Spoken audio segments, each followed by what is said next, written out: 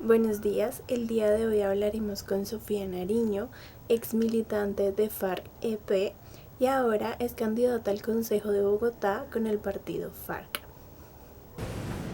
Bueno, Sofía Nariño, eh, soy una mujer bogotana, eh, exguerrillera, firmante del acuerdo de paz, una mujer con muchas ganas de seguir luchando por las reivindicaciones del pueblo, por las reivindicaciones de las mujeres, de los jóvenes, bogotana, una combinación, una mezcla entre el campo y la ciudad y el campo. Y pues eso, estamos en este proceso de reincorporación y ahorita candidata al Consejo en la lista de La Paz por el partido de FARC en el número 2 al Consejo. ¿Cómo apoya el gobierno los proyectos productivos de los desmovilizados? Bueno, primero que todo voy a hacer una aclaración con el término, ¿no?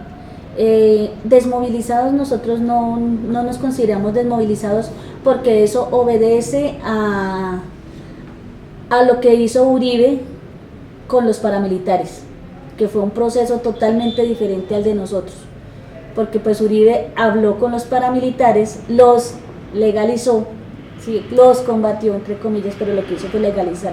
Entonces ese proceso de desmovilización se lo atribuimos al proceso que hizo el gobierno con los paramilitares.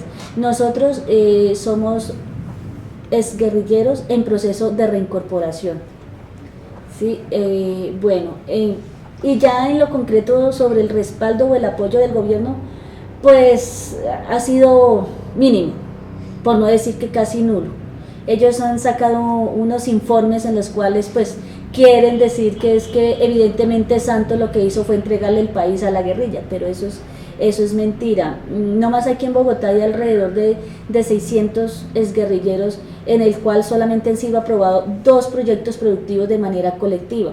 Un proyecto que es de comunicaciones, todo lo que tiene que ver con la parte comunicacional, en el que cubre alrededor de unas 60, 80 personas, no tengo presente bien el dato, y en el otro en el cual estamos nosotros, que es un proyecto de un restaurante Café Galería, donde somos 13 integrantes. Del resto han sido procesos individuales, pues para generar zozobra hacia el mismo partido, hacia la misma implementación del acuerdo. Entonces ha sido casi que nula. Entonces en esos procesos de individualización lo que han hecho es entregar, si alguien quiere montar un salón de belleza, entonces los 8 millones que deben ser asignados para este tipo de proyectos les entregan con una plancha del cabello, una secadora, un espejo, una silla, y ahí tome sus 8 millones. Esos son como los procesos que se han hecho, que han sido muy pocos, realmente son muy pocos. En los espacios territoriales también se evidencia eso, o sea, los proyectos que en este momento están en ejecución es porque la misma gente, con lo que ha tenido de la bancarización y algún apoyo internacional o de otras organizaciones que no son del Estado, pues ellos se han dado a la tarea de construir sus proyectos productivos. Está el proyecto de la cerveza La Roja en Icononso, está el de las mochilas, el de las botas, el de las muñecas. Bueno, hay varios proyectos productivos, pero como les digo, el café, no, o sea, hay varios proyectos, pero como les digo, es iniciativa de la gente y con los recursos de la bancarización, que es no representa sino el 90% de un salario mínimo, o sea, alrededor de 730.000 pesos, teniendo en cuenta que el gobierno en ocasiones los pagos no los ha generado en el momento, sino que nos lo ha aplazado a 20, 15 días, ¿sí? Generando pues como también esas malestares en los espacios territoriales. El partido habla de paz con justicia social. ¿Qué significa exactamente? Bueno, esa paz con justicia social por la que nosotros hemos luchado más de 55 años. ¿Qué es la paz con justicia social? Eso tiene mucho de ancho como de largo, que no sé cómo describirlo en una sola palabra, pero prácticamente es que la gente pueda vivir bien, en unas condiciones dignas, no como las que hemos estado viviendo en Colombia durante muchísimos años. Para nosotros la justicia social es que la gente tenga una buena vivienda, que la gente retorne a sus lugares de procedencia, gente que está, por ejemplo, aquí en el caso de Bogotá, gente desplazada de sus territorios por la violencia. Entonces es que la paz con justicia social es que esa gente regrese a sus territorios, tengan garantías de producción. Lo que está sucediendo en este momento con los cultivadores de coca, ellos no tienen otra alternativa que sembrar este tipo de cultivos. Algunos gente diciendo que ellos son mafiosos, cuando eso no lo es, simplemente son pequeños cultivadores de coca que pues no tienen otra forma más de cómo vivir, porque realmente es lo más rentable, ¿sí? Porque precisamente el gobierno no genera unas garantías. Entonces, por decir algo, un ejemplo, en la región del Guayabero Lozada, del Guaviare, de diferentes regiones, ¿qué fenómeno pasa? Allá sí ellos siembran yuca, plátano o algo de pan coger, y para ellos comercializarla no hay carreteras, no hay una tecnificación correcta de la tierra. Entonces esos productos, al venirlos a comercializar aquí, pues prácticamente los tienen es que regalar. Entonces ellos prefieren no regalarlos, botarlos al río, como lo vi en algunos momentos por el río Duda, en la región del Meta. La gente prefería botar el plátano que no gastar 500.000 pesos de flete para traerlo a Bogotá, sabiendo de que aquí no se lo iban a pagar como era el precio correcto, ¿sí? Esa es una de las tantas cosas.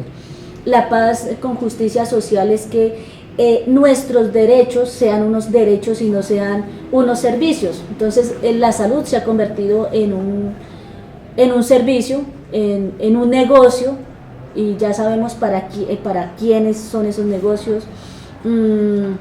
La educación, ¿sí? Entonces aquí sigo insistiendo que en Bogotá hay más centros comerciales que universidades y instituciones educativas, pero no solamente que esté la infraestructura, sino las condiciones dignas para el maestro y las condiciones dignas para el estudiante. Entonces ustedes saben que una forma de represión es negar el derecho a la educación para que la gente viva en la ignorancia y no se vaya en contra de un gobierno. Justicia social es la defensa de los derechos humanos.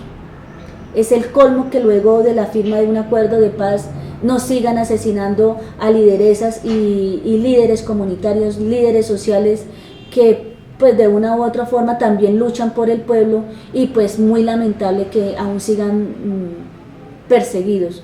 La justicia social es el desmonte del paramilitarismo. O sea, como les digo, es muy difícil resumirlo en pocas palabras qué es la justicia social, porque pues es un tema muy amplio. De por sí nosotros, estando aún en filas, teníamos una plataforma bolivariana en el que el primer punto es la solución al grave conflicto, a la solución política al grave conflicto del país, ¿sí? Porque en Colombia también se ha desconocido que hemos vivido en una guerra en que hay unos sectores económicos muy poderosos, que son pocos, pero que se aprovechan de la mayoría del pueblo. Bueno, y como les digo, hay mucho de qué hablar sobre el tema de qué es la justicia social. ¿Cómo ha sido su acogida en Bogotá, el hacer campañas en la ciudad y acercarse a la comunidad? Bien, yo lo veo de manera positiva.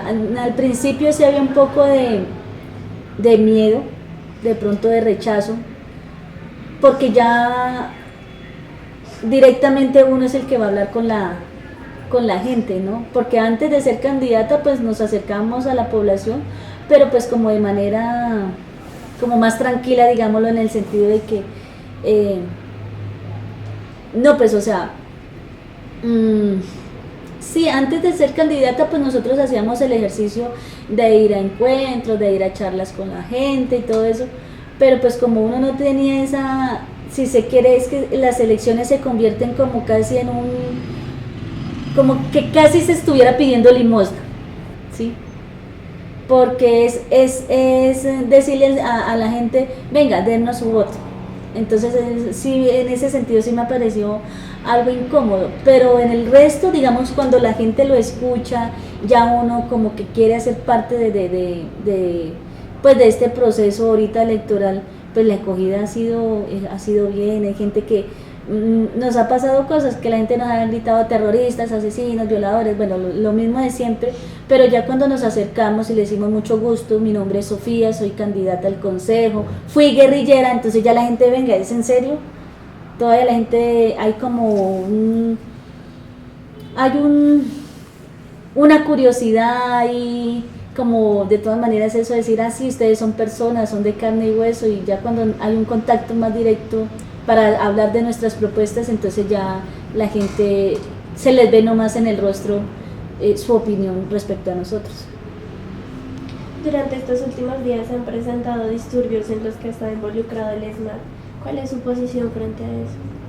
Bueno, ese es un tema también un poco complejo, porque nosotros hacemos un total rechazo a la implementación de todas las formas represivas por parte del Estado.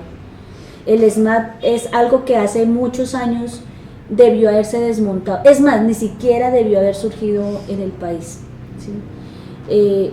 Para mí es muy doloroso porque en últimas es seguir enfrentados gente del mismo pueblo.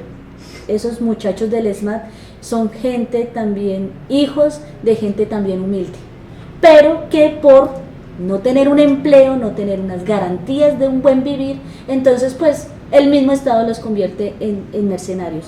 Muy doloroso, a mí me parece profundamente terrible esa persecución hacia los estudiantes. Los estudiantes no son delincuentes, los estudiantes, bueno, no somos terroristas, porque yo también ahorita soy estudiante, y a mí me ponen como nuevamente en esa posición de que de verdad, o sea, estigmatizada en algún momento porque fui guerrillera, ahora porque fui guerrillera y soy estudiante, otra vez me tilden de terrorista, me parece muy doloroso. Y si eso lo vive uno, un pelado pues del diario vivir en una universidad que está luchando por justas reivindicaciones, como esto que pasó en la Universidad Distrital, que entonces a los jóvenes que reclaman el presupuesto de la universidad sí los persiguen, pero en cambio a la directiva de la universidad que se ha robado el presupuesto, entonces no, libres por la calle como si nada. La justicia en el país no existe, ¿sí? No ha existido. Hay el Estado colombiano en la actualidad no es legítimo, y precisamente estas son prácticas que hacen que la gente no se sienta conforme. O sea, si realmente en el país hubiese justicia, si realmente se aplicaran unas normas no de castigo, sino de sanciones, pues serían diferentes. Entonces, ¿qué hace? Como les digo, entonces, lo que nos está pasando, se voló Merlano y no pasó nada. Ahorita, lo que está pasando ahorita en el Palacio de Justicia, se está presentando Uribe y estamos casi 100% seguros que a él no le va a pasar nada, ¿sí? Entonces la justicia es para unos y para otros entonces es la más represiva. Entonces lo que nosotros planteamos como partido es el desmonte del ESMAD, porque además decimos, las fuerzas militares en Colombia fueron incrementadas para perseguir un movimiento guerrillero como la FARC, y si ya nosotros hicimos dejación de armas, entonces ¿qué justifica que siga habiendo plata para las fuerzas militares? No la justifica nada. Y eso va también como parte de la implementación del acuerdo de paz, ¿sí? Porque es que la dejación de armas no solamente la teníamos que hacer nosotros como guerrilla, porque nosotros decíamos o insistimos, es las armas fuera de la política, y el ESMAD, la policía militar, todas estas unidades militares, y junto con los paramilitares se sigue utilizando por parte del gobierno las armas en política. Por eso es que como eso es un tema relacionado con el anterior que estábamos hablando sobre los líderes sociales. ¿Por qué los persiguen? ¿Por qué nos persigue? Si nosotros ya no tenemos con qué defendernos, solamente con la palabra. Entonces también decimos, desmonte del paramilitarismo, desmonte del ESMAD, desmonte de las fuerzas militares, porque además las fuerzas militares tienen que estar ajustadas a una realidad en que si decimos que no hay conflicto interno, porque las fuerzas militares tienen ese otro papel, ¿qué hacen? Son más de 500.000 miembros de las fuerzas militares. Colombia es el segundo país más grande en presupuesto para las fuerzas militares y no para inversión social. Entonces no estamos de acuerdo. No queremos que a nosotros los estudiantes nos sigan estigmatizando como terroristas o como delincuentes. Ahora nos hemos dado también cuenta que ya hay evidencias claras, sino que me perdonan ustedes, pero el gobierno se hace el pendejo cuando vemos que en las marchas el ESMAD son los que están infiltrados en este tipo de protestas. Son ellos los que sabotean para generar precisamente el pánico y la zozobra y la desinformación. Entonces, definitivamente no queremos el ESMAD. Esos muchachos que hacen parte de esta institución de las fuerzas militares, porque aunque quieran hacerlo ver que hacen parte de la policía, hacen parte de las fuerzas militares, porque la policía